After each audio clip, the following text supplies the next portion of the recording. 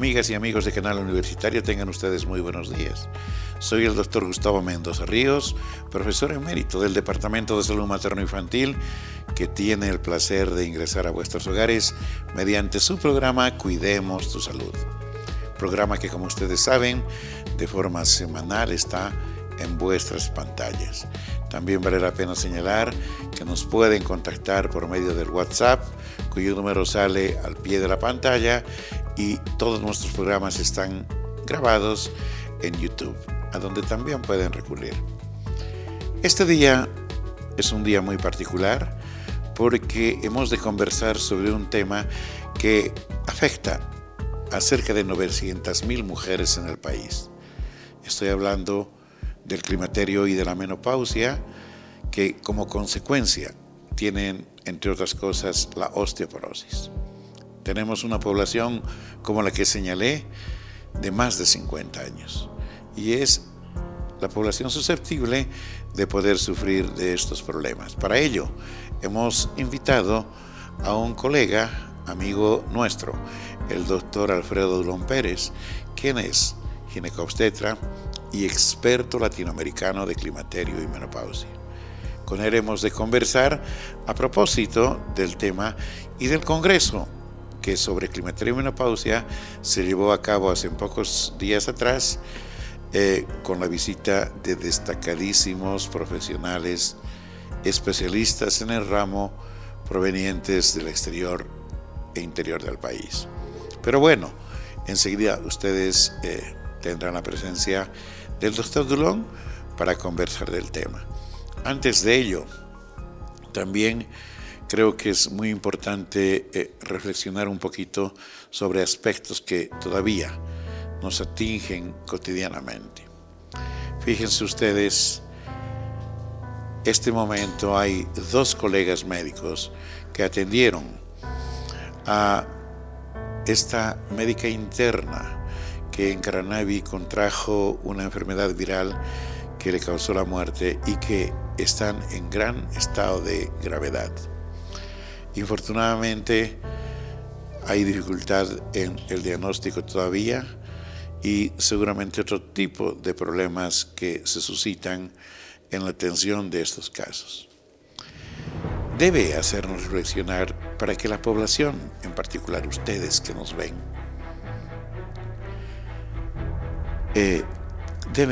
puedan comprender que los médicos somos seres humanos, como lo dijimos alguna vez, que nos dedicamos a esta profesión casi siempre con mucho compromiso y pasión, y no limitamos absolutamente en ningún caso nuestro trabajo al punto de que puede sucedernos infortunadamente problemas como en el caso que referimos.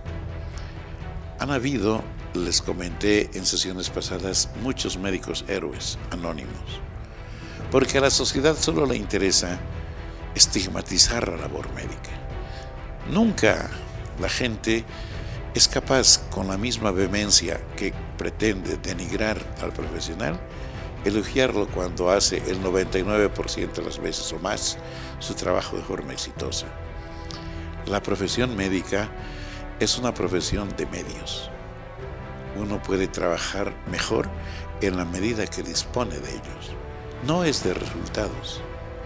Y acontece de que casi siempre hay una influencia externa, le llamaremos, que puede ser política o de otra índole, que presiona fuertemente a quienes especialmente intentan impartir justicia para que puedan definir la situación de forma muchas veces incorrecta, solo respondiendo a la presión.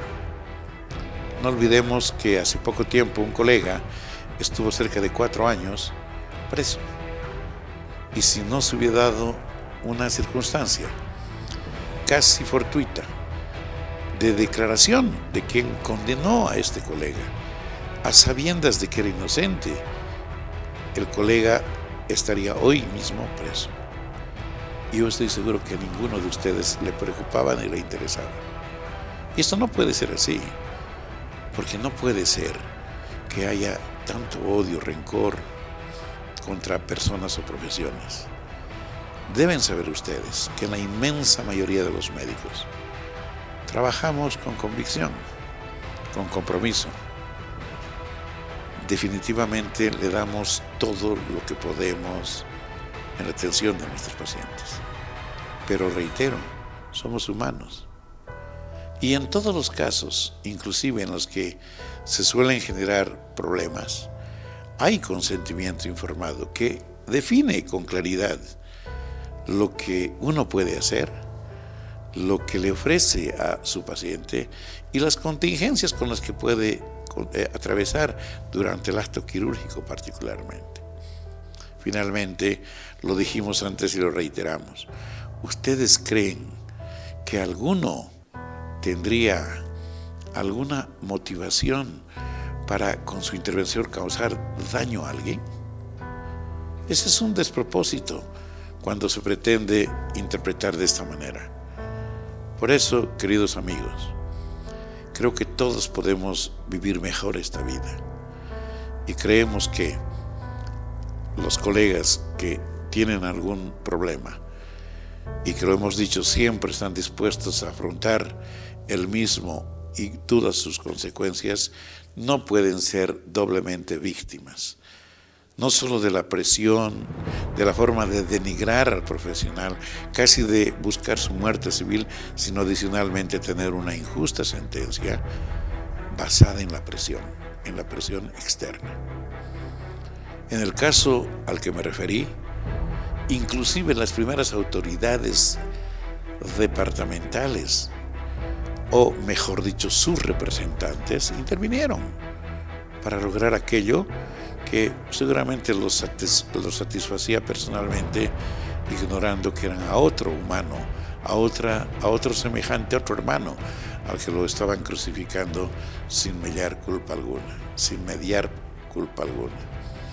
Por eso, creemos que todos debemos contribuir a hacer mejor la vida entre nosotros, entre los bolivianos. Amigos, hemos de seguir hablando de este y otros temas, pero ahora y antes de ir a nuestro siguiente espacio, permítanme decirles que el último fin de semana tuvimos la fortuna de compartir junto a TV Universitaria en el Prado, en la Feria Dominical, unas horas de trabajo con la gente. Intentamos enseñarles cuáles son los signos que deben conocer y que pueden afectar en cualquier momento del embarazo a cualquier mujer que esté cursando el mismo. Porque este tipo de patologías, de signos que hemos señalado, puede afectarla a cualquiera en cualquier edad de la gestación. Fue muy exitoso, la gente nos felicitó, les agradecemos por su deferencia y nos comprometemos a seguir trabajando igual o más desde este espacio y en el lugar donde nos llamen. Amigos, hemos de ir ahora al sector FMENT Informa.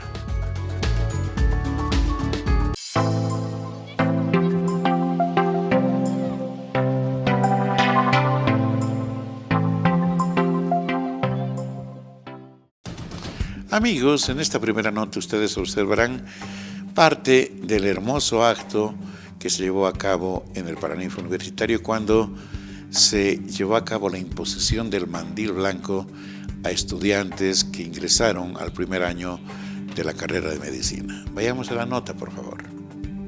Sobran razones para decirles, queridos estudiantes, que ustedes deben sentir un orgullo especial de pertenecer a la mejor universidad del país, a una de las universidades más emblemáticas del continente americano y a la mejor facultad de medicina. Y por ende, cada una de sus carreras tiene su espacio, su jerarquía en la especialidad que le corresponde. La verdad que como autoridades nosotros nos sentimos muy satisfechos por este momento, donde les damos la bienvenida a cada uno de ustedes. Porque la imposición del mandil blanco significa eso, decirles, señores, ustedes ya son parte de este ejército de mandiles blancos. Un ejército que la única guerra que tienen es luchar por el restablecimiento de la salud de sus prójimos. Nosotros como autoridades tenemos la obligación de darles las condiciones que vayan a favorecer esa formación de calidad que queremos que tengan ustedes. Y eso es un compromiso de cada uno de nosotros. La Facultad de Medicina, Enfermería, Nutrición y Tecnología Médica es la número 1 de Bolivia, porque así hablan nuestros profesionales egresados de nuestras aulas. Hoy, orgullosamente, están ostentando este mandil blanco que dignifica al profesional en salud. Pero hay un dicho, ¿no? El hábito no es el monje. Por lo tanto, ¿quiénes son los responsables de enorgullecer este mandil? Ustedes. Este es un acto, si no se han dado cuenta, es un acto culminante en su vida, en la vida de ustedes. Porque ustedes han decidido servir a su prójimo. Han decidido no hacer el mal, todo lo contrario, hacer el bien. Eso han decidido ustedes. El hecho de que ustedes posteriormente, de aquí a unos cuantos años, reciban su título profesional es consecuencia de este momento. Este momento han decidido acompañarnos en la vida, en nuestra labor, la labor más noble que puede existir en nuestra existencia. No solamente para la protección es el mandil blanco, sino para elevarlo como un símbolo entre tantos que dan identidad, dignidad, decencia y seriedad a la profesión médica. El gran significado que tiene esta ceremonia, estimados alumnos, señores padres de familia, queridos profesores, es el de aceptarlos y admitirlos como futuros colegas en nombre de la Facultad de Medicina y, por otra parte, en nombre de los profesores de nuestra facultad. Amigos, en esta nota ustedes verán parte de la actividad que realiza la Facultad de Medicina a través de la Oficina de Educación Médica. El profesor, el doctor Zambrana, ha propuesto realizar un taller que llamó el taller Google de Educación, con objeto de progresar facultativamente, digitalizando las asignaturas y otros que hacen a la educación en la facultad. Veamos la nota. La Oficina de Educación Médica ha diseñado una sucesión de talleres con ciertas características, y el primero de ellos es la utilización del Google educativo para la digitalización de la cátedra. La innovación está en que no pretendemos hacer un curso tradicional por el que se conozca o se aprenda la utilidad de esta tecnología, sino elaborar, producir la transformación de la cátedra durante el taller. Vamos a requerir que vengan solamente con la predisposición de hacer su cátedra digital durante el taller. Para eso se requiere que presenten con sus computadoras personales y sus teléfonos celulares cargados, y todo se hará con tutoría personalizada durante el taller, de manera que al concluir el colega tenga digitalizado todo el proceso académico de su cátedra, si es el caso, de su grupo de trabajo académico o eventualmente del paralelo que atiende. De ninguna manera el docente podrá concluir su taller si no tiene digitalizada en aula, en la actividad del taller, su cátedra. Está dirigido a docentes. Esa es una de las atenciones que brinda la Oficina de Educación Médica. Nosotros le hemos llamado, aunque hay otras denominaciones, capacitación productiva. Se sale de los cursos tradicionales en los que uno recibe información y aprende, logra conocimientos, a esta forma innovadora de que se realicen actividades en las que se logren productos reales para el trabajo académico futuro. Se ha abierto un espacio digital que pueden hacerlo en la página de la facultad y de la Oficina de Educación Médica. Simplemente hay que hacer un depósito de 50 bolivianos que está previsto para la atención al docente, al refrigerio, y que va a permitir que con esa inscripción se ingrese ya a una inscripción digitalizada. De manera que el requisito es solamente ser docente de la facultad de cualquier categoría. El primero se estima que va a empezar el 21 en el horario de 17 a 19 horas en la tarde. Luego de ese van a abrirse las nuevas versiones que van a estar también planificadas al mediodía de 11 a 1 y reiterando el horario de 17 a 19. Se va a desarrollar en la propia facultad. Estamos acondicionando el lugar que permita hacer este tipo de trabajo. Cada docente con su material, cada docente con su tutor, y al acabar cada sesión van a ser en realidad 6 actividades están planeadas en un poco menos de un mes, y de cada actividad el docente ya va a salir con un producto elaborado de aplicación en su cátedra real. Yo les digo a los colegas que es imprescindible en el momento actual no estar utilizando estas tecnologías, no digitalizar la cátedra, de manera que nosotros brindamos ese tipo de oferta para que trabajen y aprendan haciendo y logren productos reales para el uso de sus cátedras. Entonces invitamos a que participen todos. Desde luego que por la naturaleza del taller tienen que haber cupos limitados, cada grupo va a tener 20 participantes, pero vamos a ir abriendo de acuerdo al requerimiento los necesarios paralelos con la frecuencia necesaria. Nuestra intención es abarcar a todos los docentes en lo posible de toda la facultad. Amigos, ahora permítanme ir a un corte, por favor.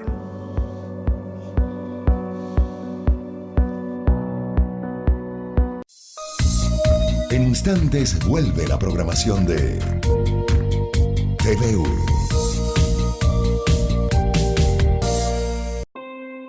El Instituto de Genética de la Facultad de Medicina de la UNSA es la unidad académica de excelencia con capacidad para planificar, ejecutar y evaluar proyectos de investigación, contribuyendo en la solución de los principales problemas de salud relacionados con la genética humana. Es así que proponiendo e implementando acciones de prevención, diagnóstico, asesoramiento de etiología genética y congénita, apoyada con tecnología avanzada, el Instituto de Genética está en la vanguardia de investigación en problemas de genética en nuestra población.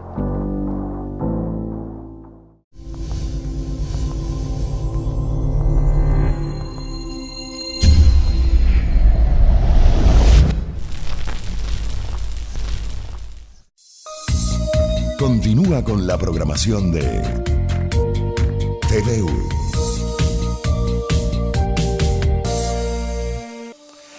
Amigos, como lo habíamos señalado precedentemente, está con nosotros nuestro invitado, el doctor Alfredo Dulón Pérez, quien, como señalé, es médico, ginecobstetra.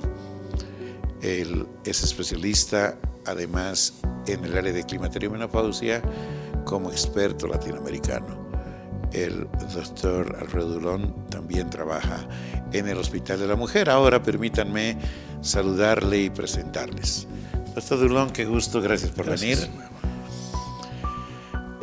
Doctor Dulón, hemos anunciado a la gente que hemos de hablar sobre un tema muy importante que es el de la osteoporosis, pero también señalamos de que hay una relación con el climaterio y la menopausia. Para entrar en contexto, ¿por qué no nos indica qué es el climaterio y la menopausia? Bien, gracias, muy amables por la entrevista. En realidad, a la amable teleaudiencia, el climaterio y la menopausia son etapas normales, diría yo, en la vida de la mujer. no son enfermedades. Por lo tanto, es fundamental que la gente nos entienda y comprenda, ¿no? La menopausia y el climaterio forman parte de esta etapa, de este comienzo de la vida reproductiva hasta el momento del cese de la función ovárica, ¿no?, que la lleva a la mujer a la menopausia. Nosotros decimos menopausia con propiedad a la última menstruación, contando que deben haber al menos 12 meses de ausencia para decir con propiedad, este fue el último periodo, ¿verdad? ¿Y el climaterio qué es entonces? El climaterio sería la etapa que atraviesa la mujer desde el momento de los 35 años aproximadamente, en que se inicia el cese de la función reproductiva, empieza a agotarse el capital de los folículos del ovario, que son los que conducen a la mujer al embarazo, etcétera, etcétera, ¿no? Y por lo tanto, el climaterio abarca toda esta gama de etapas por las cuales atraviesa la mujer para llegar a la menopausia, que como bien decía el doctor Mendoza, es un año de que no vienen las reglas, podemos decir que esa mujer está en la menopausia. Antes estamos en el climaterio. Y después también. Y después también. Amigos, hay un tema muy interesante que el doctor Dulón acaba de recordarme prácticamente. La mujer, desde la época fetal, donde tiene el mayor número, le llamaremos, de células potencialmente reproductivas, les vamos a llamar más tarde ovocitos, y después se van a traducir como óvulos en la pubertad y en la época reproductiva. Fíjense, alrededor del 5º mes tienen como 7 millones de estas células. Cuando nace, solo tiene 2 millones. Y cuando comienza la pubertad, como 400.000 de estas células. Y a partir de ahí se agotan más o menos 1.000 por mes.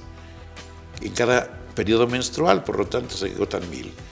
Y por eso el doctor Dulón decía la época reproductiva, que coincidirá conmigo, más o menos dura alrededor de 35 años, entre los 12, 13, 15 años hasta los 45, poquito más, que es en el tiempo en el que se agota todo este capital folicular, celular, y luego viene la menopausia, ¿verdad? Eso acontece en la mayor parte de las mujeres, pero otras pueden tener su menopausia antes de este tiempo, ¿verdad? Sí, en realidad hay mujeres, nosotros calculamos que a partir de los 35 se inicia la etapa de declive de la función normal de los ovarios. Pero hay pacientes que antes de esa etapa, 32, 34, ¿no?, por algunos motivos que no los vamos a analizar muy profundamente, ¿no?, cesan sus funciones de menstruación, diríamos así, para que me entienda la gente, están en periodos prolongados de no aparición de la regla, ¿no? Y a esto antes se denominaba menopausia prematura. Hoy, dado el impacto psicológico que implica en la mujer decirle usted está en la menopausia, es una falla ovárica prematura. Eso. Pero está debido en general, no siempre, al poco capital folicular que pudiera tener la paciente, ¿verdad? Me explico, señoras y caballeros. Hemos dicho, pudieran nacer con 400.000 células aproximadamente, pero pueden nacer con 200.000.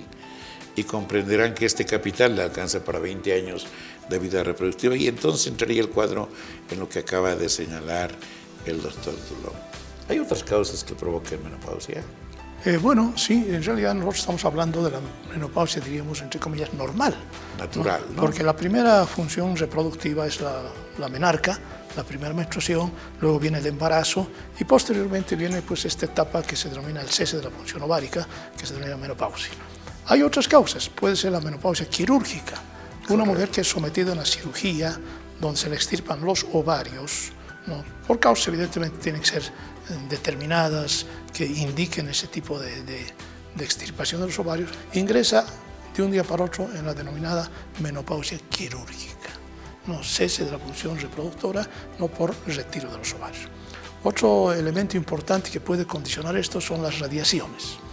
Hay pacientes que tienen problemas de células malignas, tanto en mama, que sí, en diferentes niveles, no son radiadas y cesa la función reproductiva y por lo tanto también es una menopausia consecuencia de las radiaciones a las que se sometida. Ahora que esto está claro, doctor Dulón, hay una relación entonces entre la época denominada reproductiva de la mujer y el acúmulo de masa ósea, de calcio en los huesos, para decirlo más fácilmente, y el cese de la función ovárica, es decir, ya la disminución y pérdida de los estrógenos y la pérdida de masa ósea, ¿verdad? Sí, en realidad tiene una relación muy directa, diría yo, ¿no? En virtud de que los estrógenos son elementos fundamentales en la vida reproductiva de la mujer. Son los que condicionan la aparición de la primera menstruación, son los que condicionan el embarazo, hacen que la mujer se sienta en la plenitud de su... Femenina. Femenina, exactamente, ¿no? Bien lo dijo el doctor Mendoza, ¿no? Esas son las consecuencias del baño de estrógenos a las que está sometida esta mujer. Pero cuando estos elementos van agotándose, como bien dijimos al comienzo, el capital reproductivo se va agotando, la mujer tiene opción de acumular masa ósea, no hablamos así, hasta los 35 años aproximadamente. A partir de los 35, en la etapa todavía diremos del climaterio, esta mujer va perdiendo de 3 a 5% por año de la masa ósea, ¿no? Y cuando se instala la menopausia se dice que pierde hasta 7% por año. Por lo tanto, ¿qué es la osteoporosis? Es el agotamiento de este capital de calcio, en realidad, de esta masa ósea que se acumula hasta los 35 años aproximadamente. Excelente, amigos. El doctor Dulon nos está indicando de que prácticamente desde el nacimiento o antes, el ser humano empieza a acumular masa ósea, calcio en los huesos. Y esto es continuo hasta los 35 años. Entre los 35 y 45 aproximadamente hay una meseta. Ni gana ni pierde, pero a partir de esta época, 45 adelante, se va perdiendo masa ósea. Y él señaló muy bien, esto está en relación con los estrógenos, porque hasta esta época hay evidentemente una acción estrogénica positiva, pero cuando se pierde la capacidad reproductiva, cuando ya no hay óvulos, ya no hay estrógenos, la pérdida de masa ósea, entonces es muy importante. Para decir algo más, hay en el cuerpo humano, en el esqueleto, células que construyen masa ósea y otras que destruyen. Comprenderán que hasta los 35 años dominan o predominan o ganan las constructoras. Luego empatan y después de los 45 las que dominan son las destructoras y por eso se pierde masa ósea, ¿verdad? Doctor Dulon, entonces, una mujer que entra en menopausia o en climaterio y luego en menopausia va perdiendo masa ósea de acuerdo al tipo de mujer de la que estemos hablando. Hay factores efectivamente muy importantes y dejando de lado un poco la signo-sintomatología que puede tener la mujer por efecto de la pérdida del estrógeno en lo inmediato, mediato, tardíamente se afecta la masa ósea, ¿verdad? Entonces yo quería preguntarle, ¿nada se puede hacer en este caso? ¿Hay algunas alternativas? Usted estuvo en el Congreso de Climaterio y Menopausia. ¿Qué se ha referido al respecto? En realidad no es que nada se puede hacer, ¿no? Yo considero personalmente que el médico de cabecera, que se convierte el ginecólogo en médico de cabecera en muchas oportunidades, debe orientar a esta mujer a que pueda, decir esto, ahorrar masa ósea, ¿no? ¿Cómo? Evitando ciertos factores de riesgo, como por ejemplo el cigarrillo. Correcto. El cigarrillo es un factor predisponente de osteoporosis. Luego también el uso de, quién sabe, de corticoides en grandes cantidades condiciona la aparición de una pérdida de masa ósea importantemente. La falta de ejercicio físico. Muy pocas mujeres, no sé si ahora en la actualidad ha aumentado considerablemente, hacen ejercicio físico, ¿no? Y por otro lado, la alimentación. La alimentación es fundamental. Tendrían que consumir las pacientes calcio hasta 1500 miligramos por día, ¿no? Eso significaría que tendría que tomar, si hablamos hipotéticamente, 1,5 litros de leche por día. Con seguridad que ninguna mujer lo hace, pero sin embargo va acumulando masa ósea. Y si no tiene ese factor de acumulación de masa ósea, llega el momento de la menopausia, donde ya el agotamiento folicular que hemos hablado está prácticamente cero, ¿no? Entonces esta mujer que no ha acumulado masa ósea es como una cuenta bancaria, doctor Mendoza, ¿no? Uno cuando está joven acumula el dinerito en el bolsillo o en el banco, ¿no? Para el momento en que debe retirarse, tratar de dónde sacar y dónde vivir. Es así la masa ósea se acumula hasta los 35 años aproximadamente y luego se va perdiendo aceleradamente. Si esta mujer tiene una buena reserva de masa ósea, ¿no? Con seguridad no va a sufrir el impacto que condiciona la osteoporosis, que es la fragilidad del hueso y la susceptibilidad de fracturarse. Correcto. Ahora vamos a hablar precisamente de este concepto. Pero creo que lo que ha señalado el doctor Dulón es muy importante. Naturalmente, la acumulación de la masa ósea depende del aporte que recibe cotidianamente la mujer en su alimentación. Y les puedo decir gráficamente que cualquier almuerzo, cualquier merienda puede aportar con medio gramo aproximadamente de calcio. Pero adicionalmente requiere de al menos en la época juvenil medio más y más tarde hasta 1 gramo adicional. Pero de ello vamos a hablar más adelante. Si las chicas hacen tanta dieta como ahora, no toman leche, no reciben aporte de las fuentes de calcio, va a ocurrir lo que dice el doctor Dulón, no va a acumular el capital óseo. Y cuando entre en menopausia, entonces lo que tenga será una reserva muy pequeña que la va a conducir a la osteoporosis muy rápidamente. Amigos, vamos a seguir hablando del tema. Ahora permítanme ir a un corte, por favor.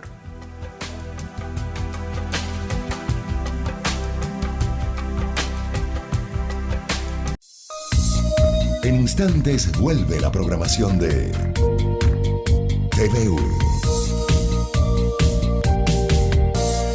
La unidad de posgrado de la Facultad de Medicina en sus 4 ramas ofrece cursos de formación especializada en doctorado en educación superior en salud, maestrías, especialidades y diplomados con estrategias tecnológicas, innovadoras y altamente estructuradas para un ejemplar desempeño.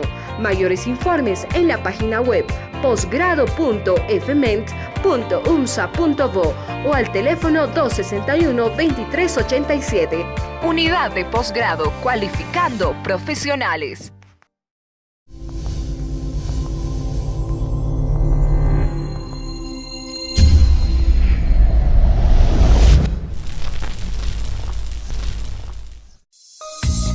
Continúa con la programación de TVU.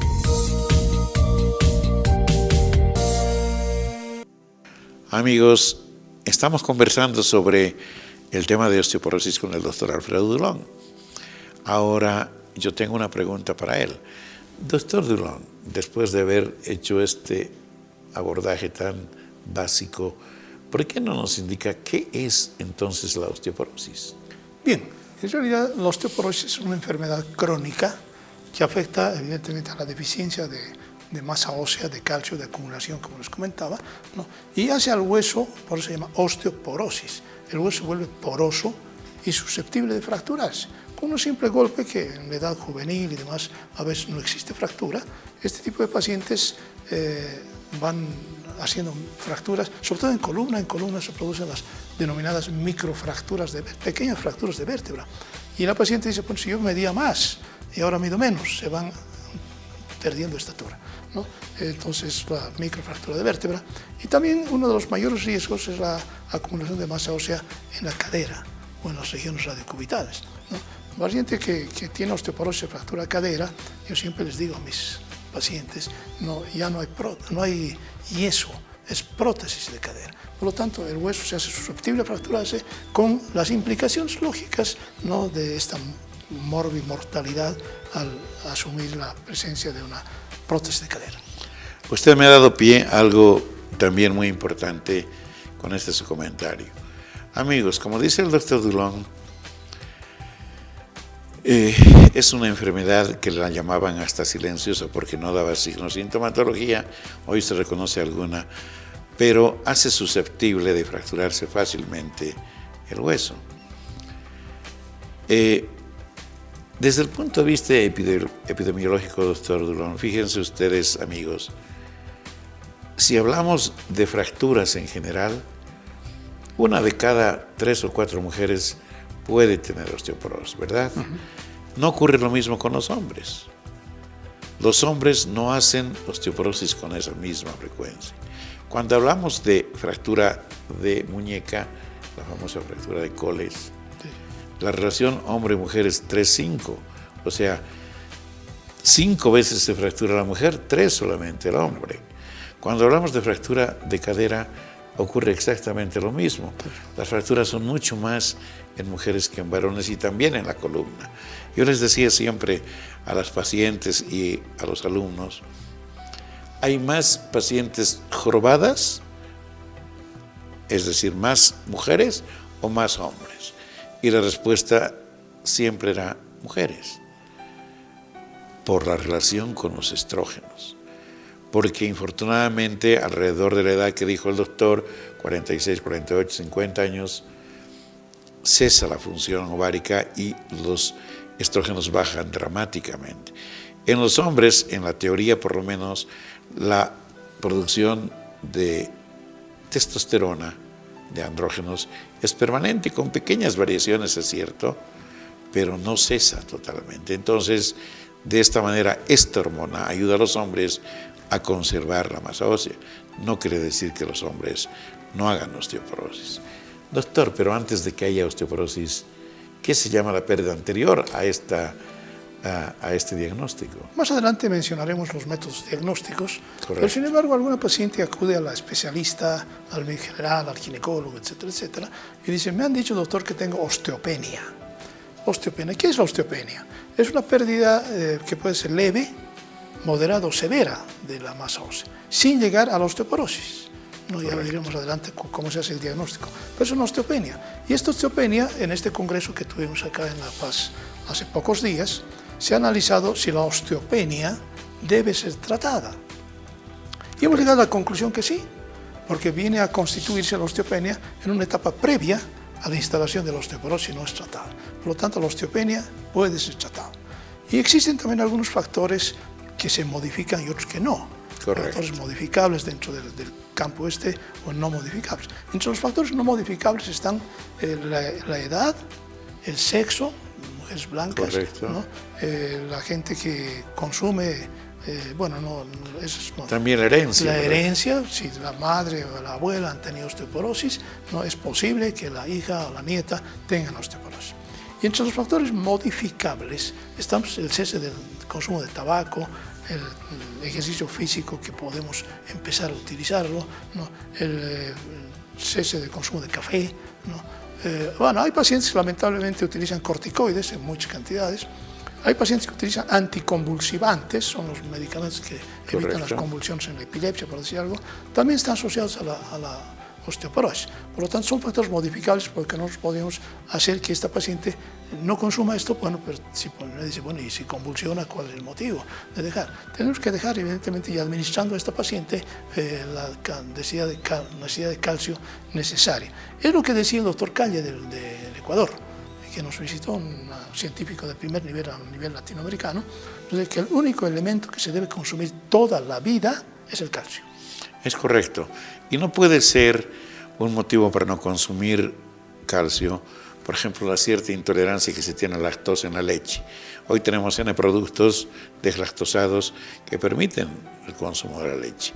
Y hay otras alternativas que permiten que la gente pueda consumir calcio, porque es un elemento que prácticamente no solo regula el tema del acúmulo de la masa ósea, tiene que ver con el funcionamiento integral de la economía de las personas. Por ejemplo, la función muscular, que también es sumamente importante en todos los periodos de la vida. Doctor Dulón, ¿cómo podemos hacer diagnóstico de osteopenia, osteoporosis? Bien lo decía el doctor Mendoza. Esta ha sido una enfermedad que ha sido denominada la enfermedad silenciosa del siglo XX. Por lo tanto, hay pacientes que han llegado a la consulta a un examen de rutina, una consulta de rutina, estando en el climaterio de menopausia, y se les somete a una prueba que se denomina densitometría ósea, que que viene a constituirse en el gold estándar, o sea, en el patrón de oro para el diagnóstico de la osteoporosis. Este tipo de estudio nos hace un diagnóstico preciso si esta paciente está con osteopenia o está con osteoporosis, para iniciar el tratamiento oportuno. Qué bueno que lo señala, porque en el pasado y hoy algunos médicos inclusive quieren recurrir a los rayos X convencionales, a las radiografías, para hacer diagnóstico. Y eso es un error, porque definitivamente en las mejores manos, con los mejores equipos, el error supera el 40%, porque no están diseñados los equipos para hacer este tipo de diagnósticos, ¿verdad? Hay otro método, el de la ultrasonografía de calcáneo, dicen otros densitometría de calcáneo. ¿Qué opinión le merece este método? Bueno, en realidad también en este congreso se analizó ese tema, ¿sí? La densitometría de calcáneo, mal denominada densitometría de calcáneo, no diagnostica osteoporosis ni osteopenia, ¿no? Si bien se pierde masa ósea, pero no diagnostica, porque la pérdida de masa ósea se diagnostica cuantitativamente, no cualitativamente. Y cuantitativamente solamente lo hace el densitómetro. Te dirá o le dirá a la paciente, usted ha perdido 30, 40, 20, 15, etcétera, etcétera, de la masa ósea.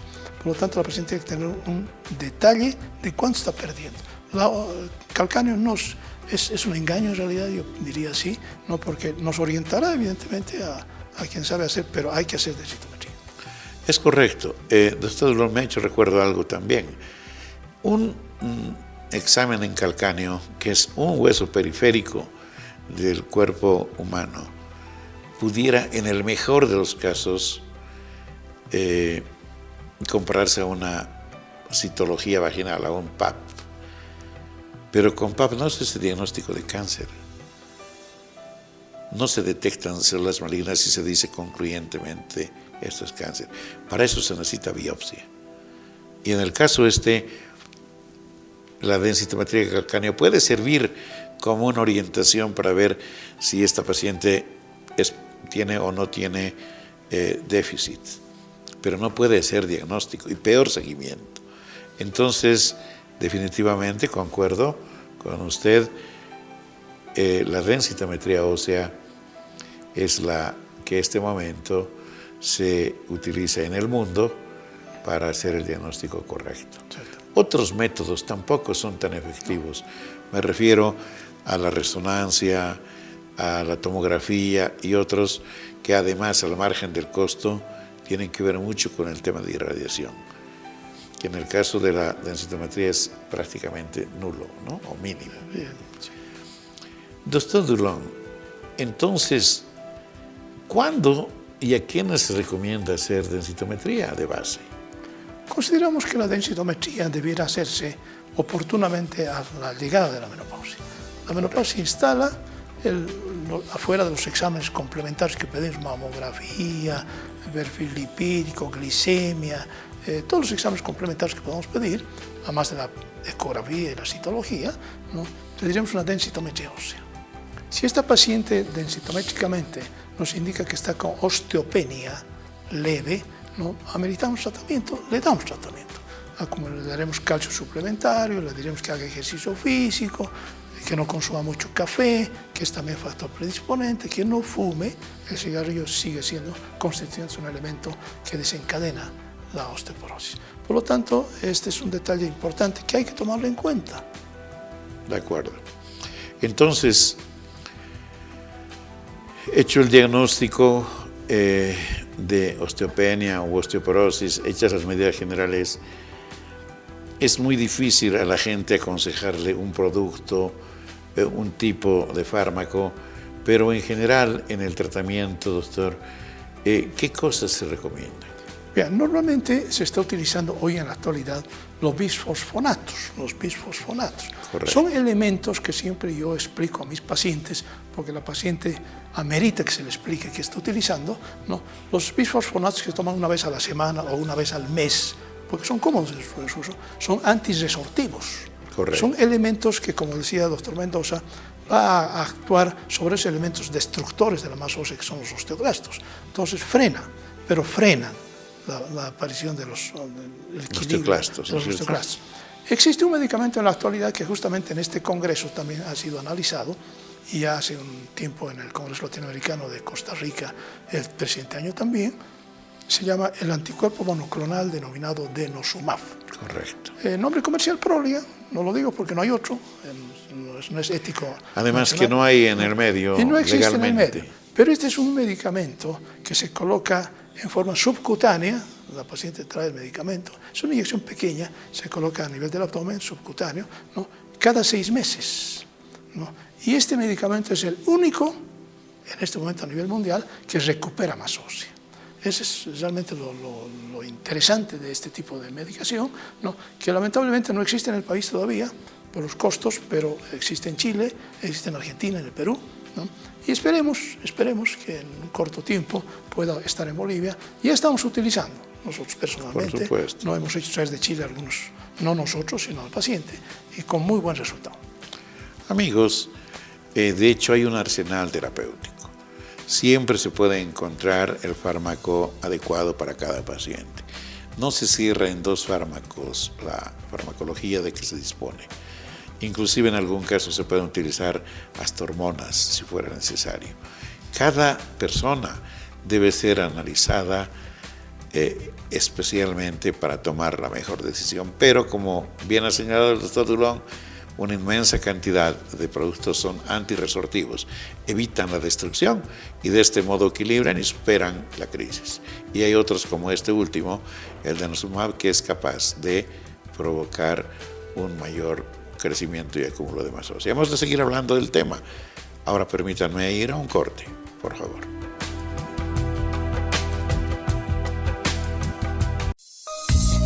En instantes vuelve la programación de TVU.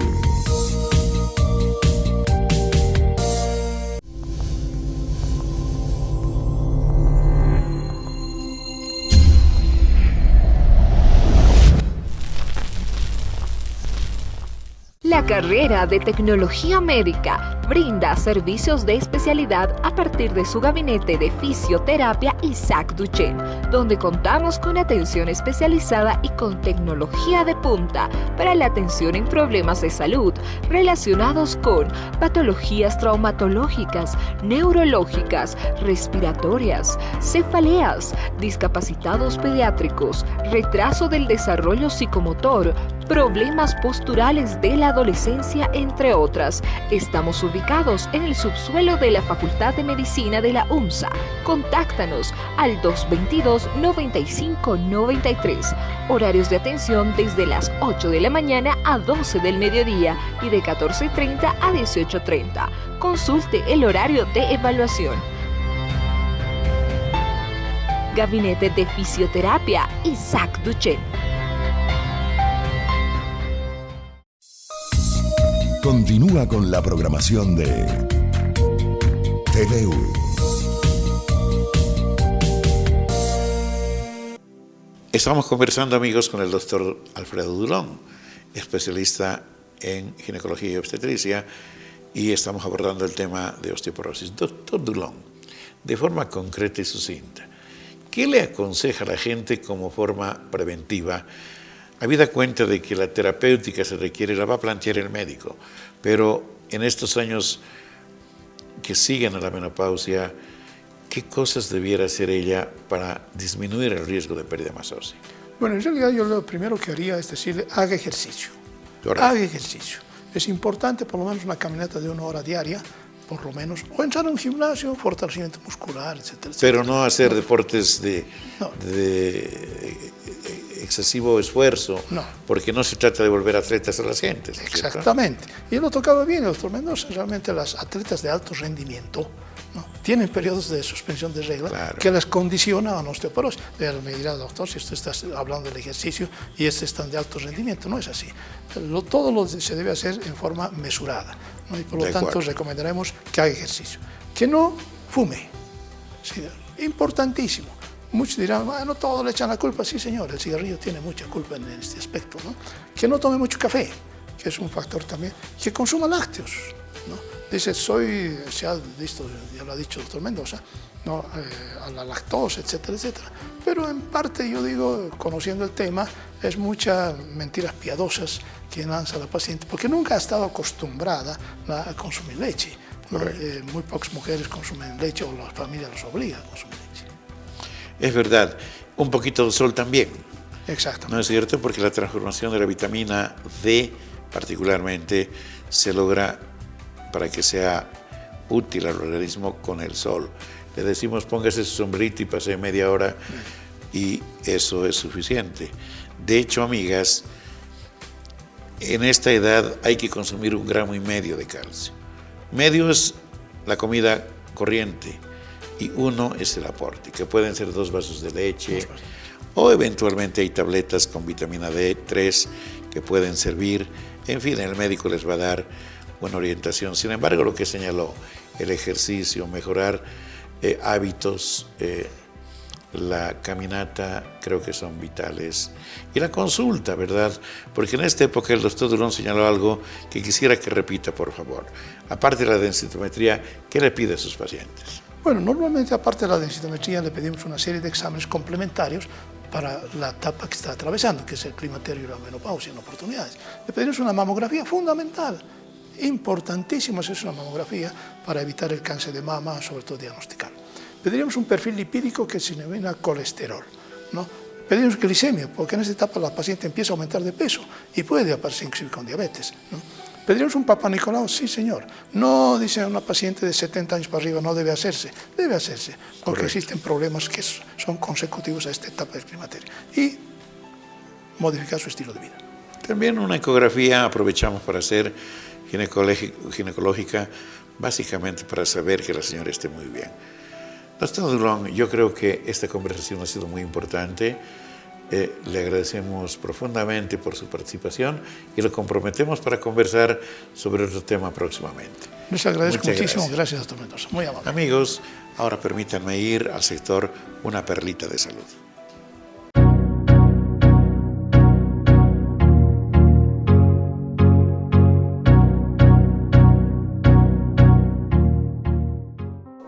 Amigos, la pérdida de peso, la búsqueda de bajar de peso, es todavía una gran preocupación en gran parte de la población. En la nota verán ustedes cómo un estudio muestra que dormir poco conspira contra este propósito. Veámosla, por favor.